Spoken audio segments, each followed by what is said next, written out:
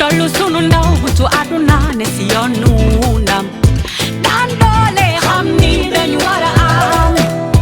bay sunu wew tànk mooy fulla ak fayda gëm sunu bopp lay doore si tax yi kaw ga jóg jëf jot na liggéey des suñu réew ak suñu ngor lañ soxla ñuy dem wuti ji bitim réew ñàkku fii bon si jumla ki fexe am ko fii bul nangi fa bala nga naaf saay toogal ci réew mi tekki fi wallahi gëm naa ni mën naa tekki fii liggéey tekki fii mën naa tekki fii nga la baay toogal ci dëkk bi mën naa tekki fii ñu jariñ dëkk bi mën naa tekki fii gëm sa bopp xool ci say mbokk moytandiku di wokk sa dox asgor du fàtte ngor fulla ak fayda ci la bokk alalay faj gàcce bànneex fajul naqar mën a wër mayewul wërsëg ku ne juddoog sa wërsëg billaay wax ju wér la wax toogal ci réew mi bul dem fenn napp sàmm bay dunde lépp a ngi dox ci réew mi bu nu cuune waaw wax ju wér la wax toogal ci réew mi ut métier. problème bi mooy bañ ne président dafa toog croiser les bras ñii yëkkat seen loxo moo indi wax ji yëpp mais yàlla xam na ni ñii duñu xëccoog moom parce que li mu def ci feeraay ak li mu fi def ba affaire bi ak si fii yaakaar naa ni rëy na torop tey jomm nañoo taxaw tamit naan dañuy xëccoog moom càmbaarloo boo gisee Modou Fall Baye Fall yëkkati loxoom kii yëkkati loxoom dañoo yaakaar ni da ngaa sonn bëgg a noppalu bëgg ku la aw loolu kese la mais fii lu ñaaw du fi am waaw pour mu rafet rek pour ñu comprendre parce que bu ñu génnee fii lépp rafet mel na meloon loolu dong la woon léegi ñu jàll si leneen parce que temps bi moom bëreewul léegi see yàlla lañ maintenir comme président mooy continuer est-ce que d'accord ngeen Cheikh bindal ko Cheikh bindal see yàlla président Cheikh bindal loolu liste bi waaw léegi dañuy dem si poste vice président ku ko bëgg a doon vice président mooy ki nga xam ne président bu fi nekkul moom moo fi nekk kon nañ ko jox Serigne Diaw ay bindal Cheikh bindal Serigne Diaw vice président léegi dañuy dem ci secrétaire général waaw léegi ku bëgg a nekk secrétaire général na sànq maa ngi dégg ñu ne secrétaire général dafa war a jàng dafa war a dégg tubaab non non boo jàngee dégg tubaab ak ki nga xam ne jàngul di doxal te yow mi nga xam ne yaa jàng dégg tubaab doxaloo loolu amul sens affaire administration la ay papier lañ lay jox boo mënul lire wool koo xam ne jàng na jigéen na mu liiral la nga comprendre Cheikh bindal Cheikh bindal secrétaire général Galaye adjoint secrétaire général parce que secrétaire général foofu mu am adjoint parce que poste clé la trésorier kii moo ko nekkoon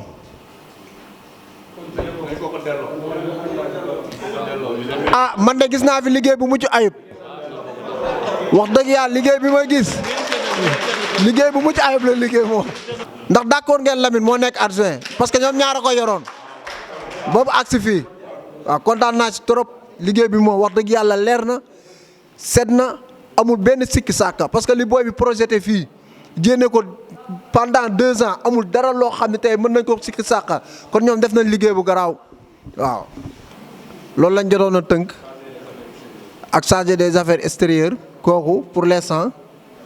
gars yi dañ ci doon dute ni dañ koy fal wala duñ ko fal mais su ma sañoon ñu fal ko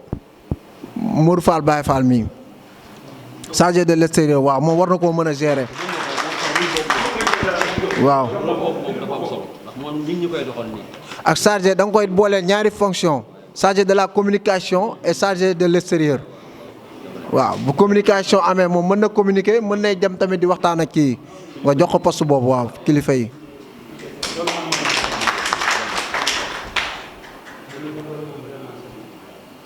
waaw baax na léegi Cheikh da ngay def benn kii nga rappel kenn ku nekk poste bi mu nekk. ginnaaw bi ñu voté ba pare président bi Cheikh Yaali la moom moo coiffé kon bureau bi donc day liggéeyandoo en synergie ak vice président bi à savoir Serigne Diaw ñoom lépp loo xamante ni travail d'en haut la rek ci kaw ñoom ñoo ko war a yor ñoom ñoo war a maanaam piloter ñeneen ñi secrétaire général nag moom loolu mooy liggéey bi nga xam ni moom daanaka moo ci gën a metti moom parce que secrétaire général moom mooy def rédaction de tous les documents des PV de réunion et tout moom moo koy def moom ak adjoint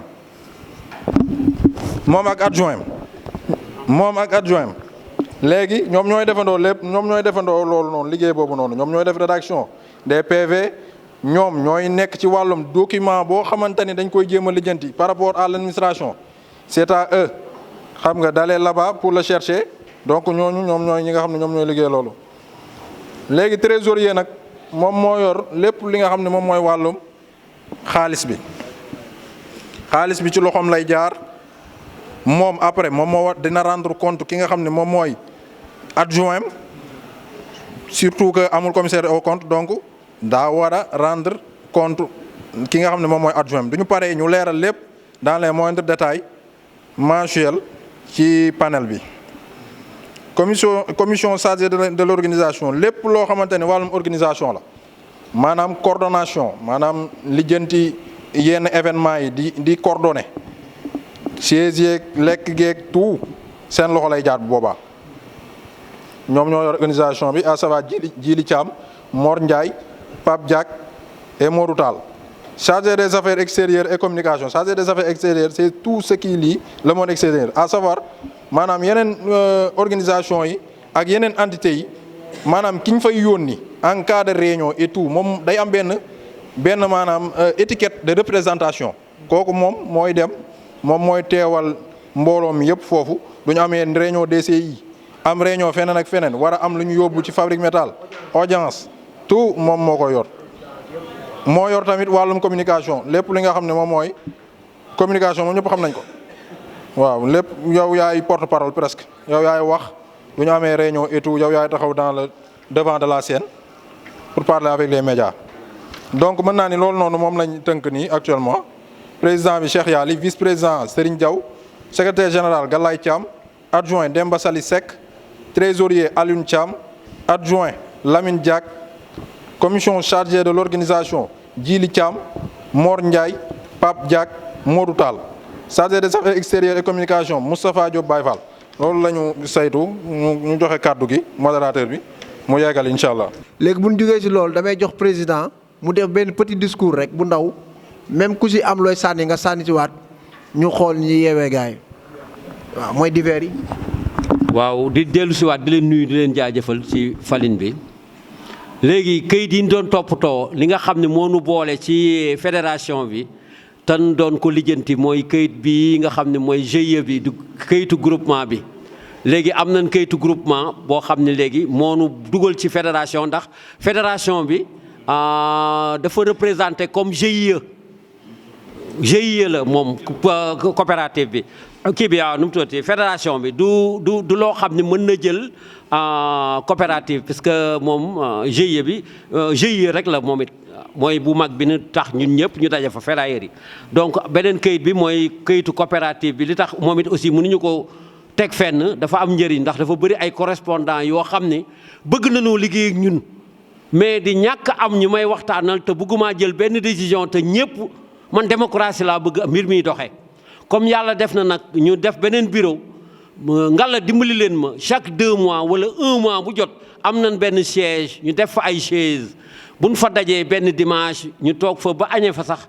ñu toog waxtaan jéem a jëmmal sunu lii ndax lu nekk lañ fi mën a am ci affaire bi mën nañoo yóbbu fu ne créé woon naa fii benn genre faju mooy mutuelle de santé ñàkkoon a am ñu ma waxtaanal ak ñoo xam ne ñoom laay defandool affaire bi moo tax daanaka sama bopp laa ko jotoon a yamale doon cotiser te it gis naa njëriñ ndax loo war a fay 100 000 francs nga fay fa ab 10 000 francs defe naa neex na sa jabar feebar ñu entraîné la si hôpital yi gën a cher boo paree nga yaakaar ni da ngay fay lu bëri doo fa fay loolu vraiment muy lu neex lu baax ma jotoon koo def mais ba tey pour daje bii day jafe ba tax na man maa ngi sàkku aussi ñu wut lu mat 4 wala 5 yoo xam ne chaque weer wala chaque 2 mois war nañoo mën a waxtaan mi ngi nii bi waa ji ñëwee wax ma ko ni ma damaa gis ndax affaire dafa yaatu day bëri ñoo xam dañuy ñëw ni la kat ñun dañoo gis ci affaire bi ci Facebook bi wala fenn dañoo bëgg a jàppale leen léegi nag ci kaw jàppale boobu bu fekkee dañuy daje daan mën def ko démocratie ku nekk wax lii sa xalaat li ma leen di wax rek laa leen di wax man Cheikh Yaly bon ooma xalaat bi yëpp mënuma def it lépp te it bëgg naa lu may def mu nekk démocratie donc affaire baa ngi nii mutuelle de santé la waa Transvit la moo yor commerçant yi yor transporteurs yi mutuelle bu am doole la te kuy luy mën a dimbali doomu aadama ndax sa poche lay sakkanal dafa laaj ñi toog réunion waxtaan ci ba déggoo ci même bu juróom yooyu d'accord rek man mën naa valider waaye du càgginu damaa moom ba ni rek damay def à 100% waaw donc loolu bi ma ko waxee it wax naa ko ba sonn ni leen gars yi ku nekk bu dee 1000 francs sax nga ko di ko cotiser par jour bu yàggee nga am terrain yi actuellement 500000 mayu la ko léegi dañ ko arrêté donc yu bëri daal day am mais panel doyul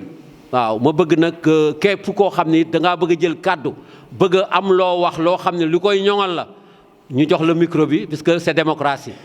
bu kenn génn daal ne ah mënoon noo def nii wala mënoon noo def naa ku bëgg a critiquer daal fii démocratie la waxal na nga ko bëggee faay bu am ci le président it bañu ma ku ma wax ndax ku jiitu ñu klaxonné la ni ma ah Cheikh de lii mooy sa défaut ma mën a xam rangé wu waat xam ni man mii kat damaa def gauche ma droité waat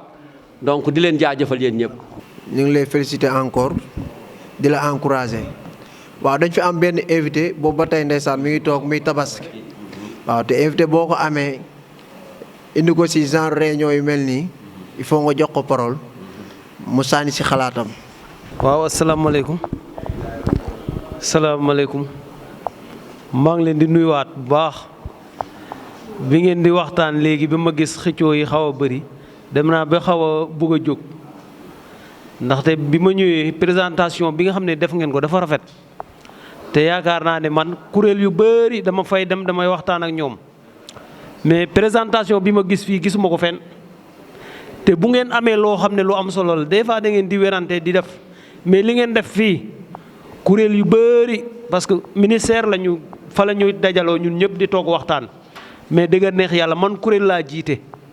boole ci nekk médiateur man ak Moustapha Diop mais li ma gis fii gisuma ko fa de te man moom kenn jënduma kii Baye Fall xam na lu baax li may wax du coopérative u Dakar bi njëkk a sosu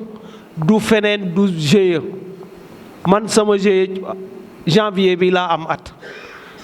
te li ko jur mooy luy parce que lii amu fa woon kon lii am na lii moom Cheikh Yaly maa ngi lay jaajëfal bu baax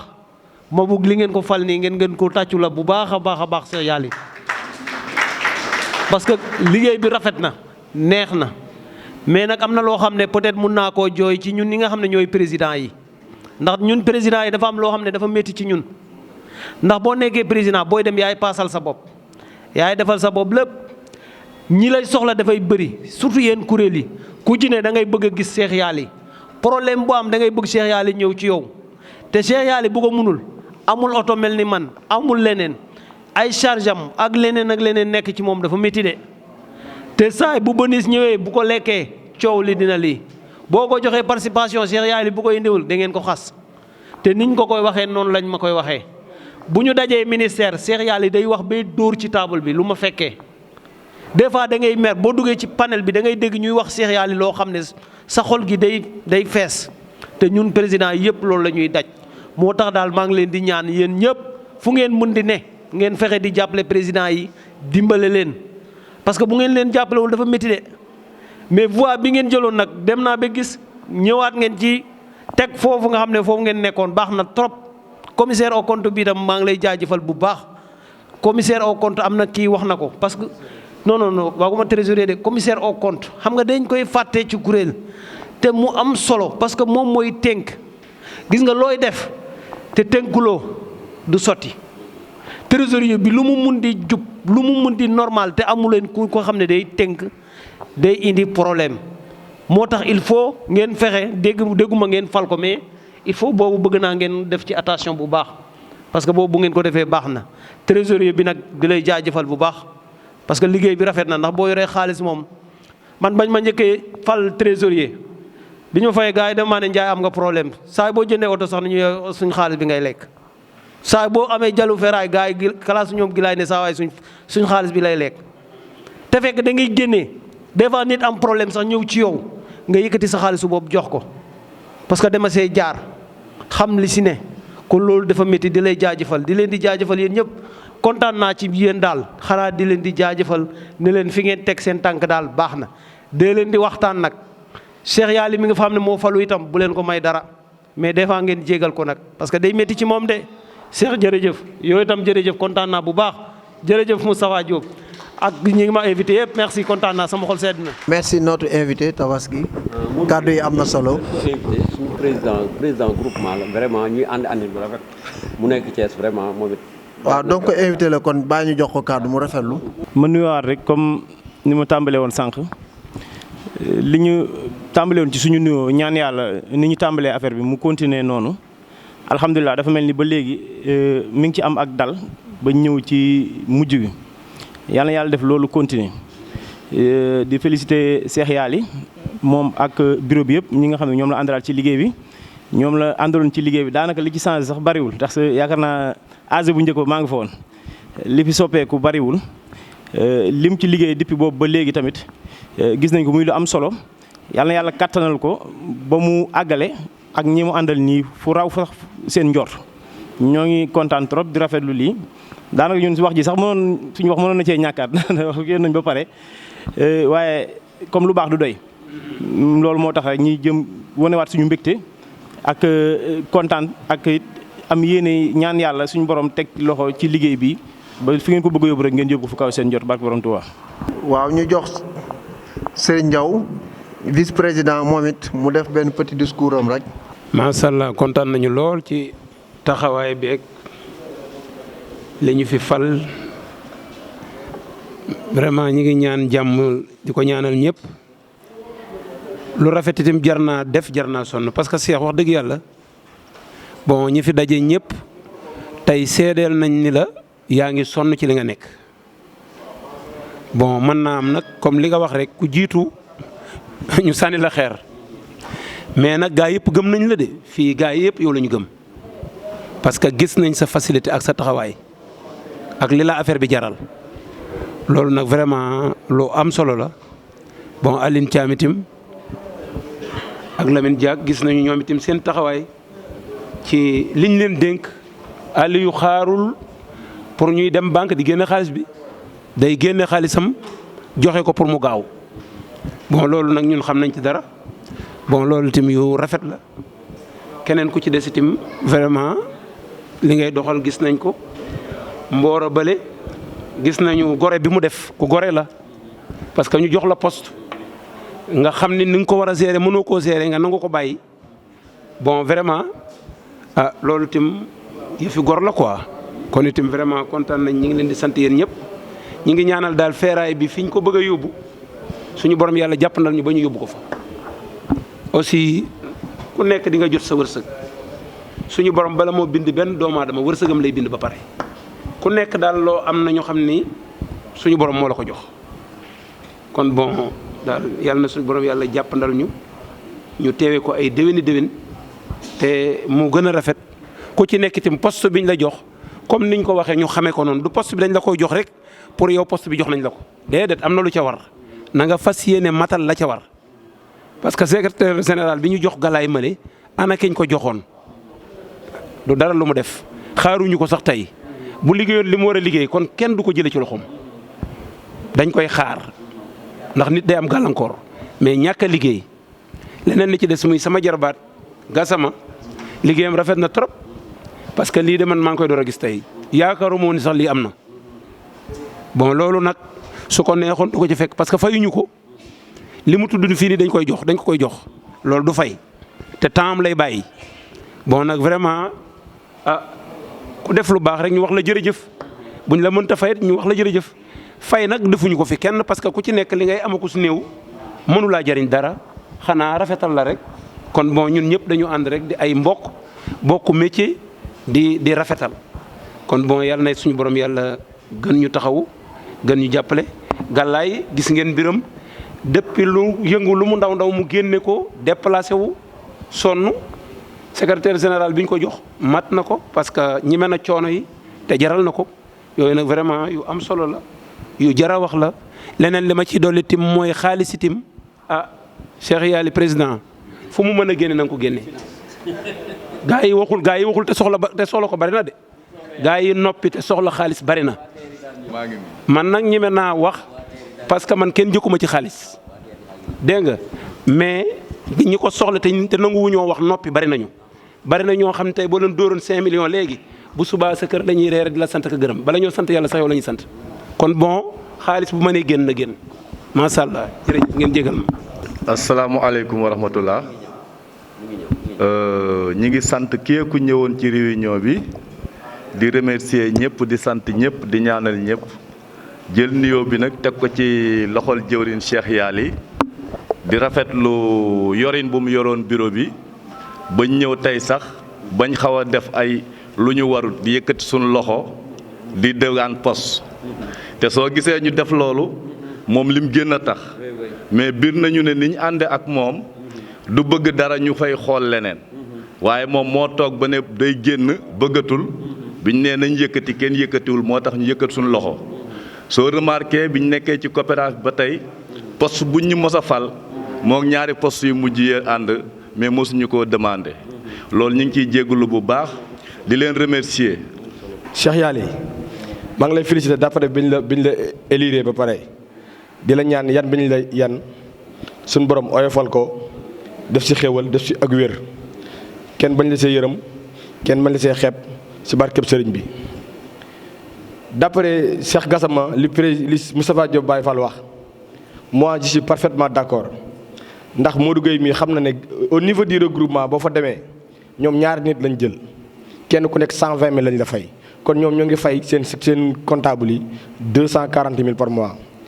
te ñun bu ñu nee dañoo bëgg a aller de loin war nañu mën a gën a structurer ndax parce que tak liñ nekk nii société la bu ñu organiser woo mën nañoo dem tey jii ba ku soxla am marché 15 millions da ngay ñëw ab waa coopérative ñu àll nga dem jënd pare dellu si waat moi nag en tant que secrétaire nouveau secrétaire général ñu bëri xam nañ ma ci ferraille bi daanaka sax mooy loolu ndax mais maa ngi ci yëngu boobu ba léegi mais en tant que nouveau secrétaire général Cheikh Yali dama bëgg tey à partir d'aujourd'hui yéen waa coopérative bi ngeen jox ma ndigal au niveau du SOMETA ak au niveau du Fabrimétal ñu bind fa këyit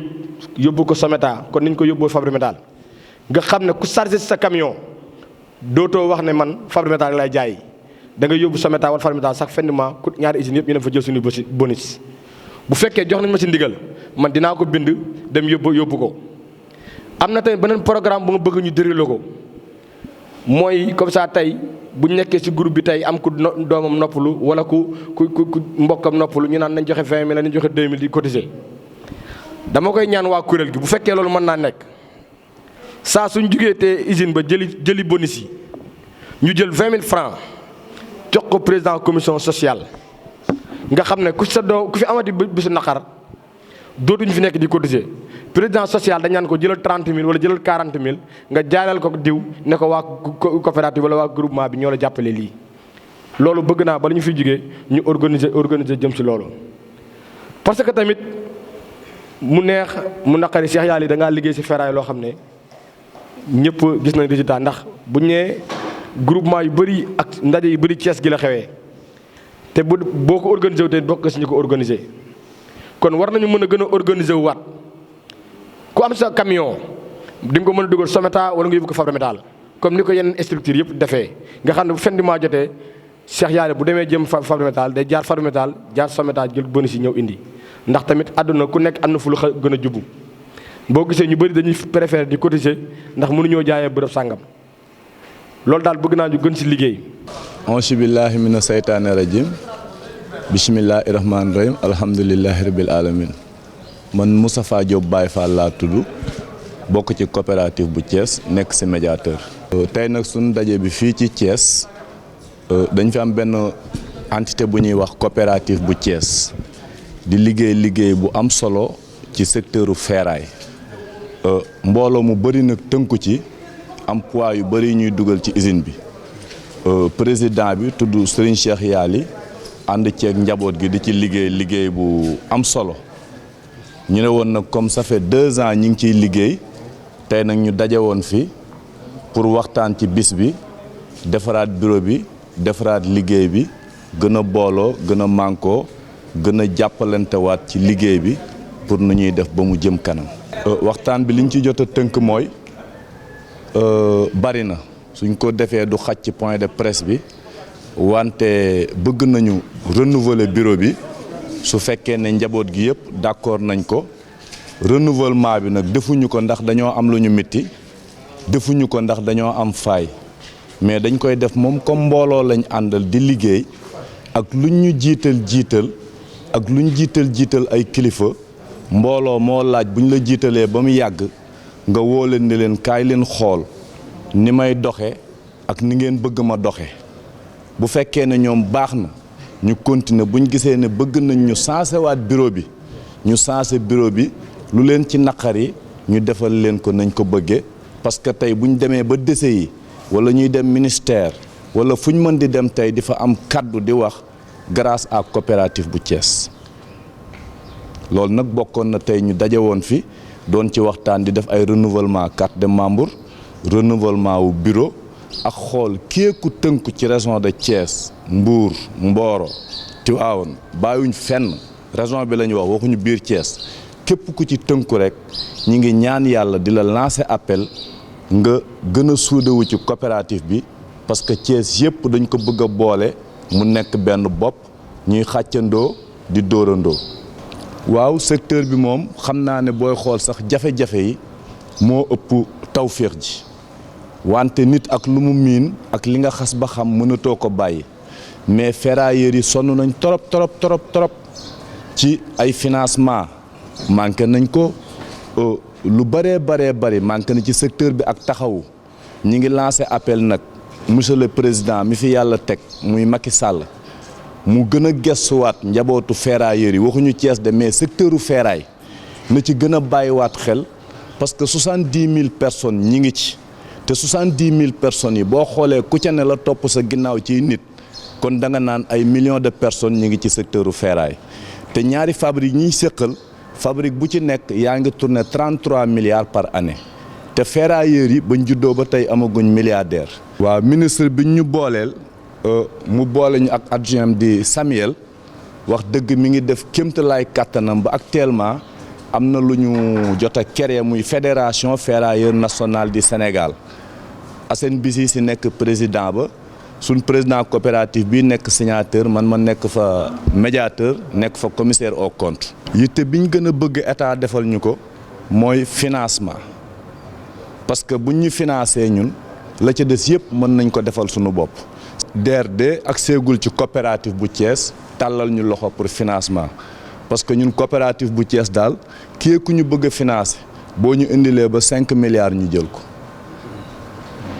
waaw loolu daal mooy suñu problème xaalis mais à part xaalis ñi ngi def ay organisation ñun ci suñu biir ñi ngi jàppalante ñun ci suñu biir ñi ngi dimbalante ci lu ñu am vraiment kon état rek moo ñu mën a dimbale ak yeneen bailleurs de fonds yi nga xam ne moom la ñu yàlla di booleel. Nous sommes réunis aujourd'hui ici à la salle de 10e pour discuter sur les perspectives d'avenir de notre coopérative et établir le bilan annuel de notre gestion, mais aussi de dégager des perspectives d'avenir par rapport à notre secteur. On est comme tous les autres secteurs actuellement. On a des difficultés et des problèmes aussi. Par rapport au financement, on peut dire qu'on a un problème de financement, mais on a aussi un problème de prix par rapport aux différentes entités et entreprises qui sont déjà sur place et qui absorbent le ferraille. En fait, le ferraille, c'est un produit dont le prix fluctue ou varie selon la bourse. Et on a noté ces derniers jours que le prix du ferraille a flambé, mais on constate le niet des entreprises qui sont déjà, à savoir Fabrique Métal et Someta, qui n'ont pas encore entendu vraiment nos revendications. On est comme tous les autres secteurs actuellement. On a des difficultés et des problèmes aussi. Par rapport au financement, on peut dire qu'on a un problème de financement, mais on a aussi un problème de prix par rapport aux différentes entités et entreprises qui sont déjà sur place et qui absorbent le ferraille. En fait, le ferraille, c'est un produit dont le prix fluctue ou varie selon la bourse. Et on a noté ces derniers jours que le prix du ferraille a flambé, mais on constate le niet des entreprises qui sont déjà, à savoir Fabrique Métal et Someta, qui n'ont pas encore entendu vraiment nos revendications. Il y a des structures de crédit, à savoir le fonds GIP, à savoir le DER du genre. Mais on a eu à faire appel à ces entités. Mais depuis lors, on n'a pas encore reçu de financement, sérieusement. Et on a grave besoin de ces financements. Parce que vous êtes sans savoir que 80% de l'économie de ce pays dépend exclusivement du secteur informel. Donc le secteur informel occupe une place prépondérante par rapport à l'employabilité des jeunes, par rapport aussi à l'économie solidaire. Donc on doit effectivement nous aider par rapport au financement. Ça serait un ouf de soulagement, vraiment. On a eu à taper la porte du ministère du Commerce. Et il a été vraiment ouvert par rapport à nos difficultés. Parce qu'il a eu à établir un compartiment, ou je peux dire un parti de son ministère qui s'occupe maintenant exclusivement du ferraille, à savoir Samuel Ndion. Et on a eu à discuter sur ça par rapport à des réunions qu'on organise périodiquement, des fois les dimanches, pour parler du travail actuel qu'on a déjà établi et aussi du travail qu'on doit établir pour le futur. Tous nos revendications ne sont pas encore réglées, mais on est sur le bon chemin. Pour l'État, vraiment, nous sollicitons leur aide. Nous sollicitons vivement leur aide, surtout par rapport aux 2 usines actuellement qui sont en place. Il faut revoir exclusivement le prix. Il faut avoir aussi une mainmise sur le secteur pour pouvoir réguler le secteur et essayer de mettre dans de meilleures conditions les ferrailleurs. man maay wax ci turu ndaw ñi bokk ci coopérative bi ndax instant bi toll nii Sénégal dafa toll ci phase boo xam ne dafa am manque d'emploi te secteur ferraille dafa nekk secteur boo xam ne plus de 12 000 jeunes ñoo ngi ci di évoluer jeunesse Sénégal ñoom mosoo dégg ferrailleur bu ñëm dem na ci gaal yi mosoo dégg ferrailleur buy sàcc kon état bu fekkee dafa ne dafa def emploi des jeunes war na jàppale jeunes yi ñi ñuy financer ak ñi ñuy accompagner na ñëw jege ferrailleurs yi financer leen accompagner leen ndax aussi tamit te ferraille tamit aussi jeunes yi sonn nañ ndax ferraille dafa bëri ay risques am na risque environnemental am na risque géographique ndax parce que environnement ku ne ferraille wax acide ku ne ferraille wax weñ ñu daggee war nañu mën a accompagner ci ay formation jàppale jeunes yi ndax parce que tamit da ngay dem usine ba jaay ba pare sa camion yéeg doo gis poids bi ñun bind nañ protocole wax nañ ñu monter écran wax ñu nañ ñu monter yokkal prix yi yooyu yëpp jeunesse bi ñoo ngi ci kii kon bu fekkee dañoo bëgg suñu jeunes yi avancer nañ jàppale jeunes yi accompagner leen jox leen ay financement ndax parce que bëgg nañoo liggéey nañu état bi jàppale accompagner jeunes yi ndax parce que boo demee ci ferrailleurs yi majeure partie bi 25 ba 35 ans 40 ans kon xale yooyu boo leen accompagner dootuñ soxla sax di dem ndax ferraille liggéeyu noble la boo demee en France en Espagne recyclage dañ ko nekk secteur boo xam ne dañ ko valoriser ndax parce que ñun weñ ñuy liggéeyee moom la ñuy defaree oto buntu yi moom lañ ko defaree ku tabax ñun weñ ñu liggéey ñun ñoo koy jaay kon pourquoi pas ñu considérer ñu woo ñu defal ñu ay formation jox ñu ay masque jox ñu ay sécurité mais dañoo bàyyi ferrailleurs comme noonu nañ ñu considérer loolu la jeunes yi di ñaan état bi accompagner leen jàppale leen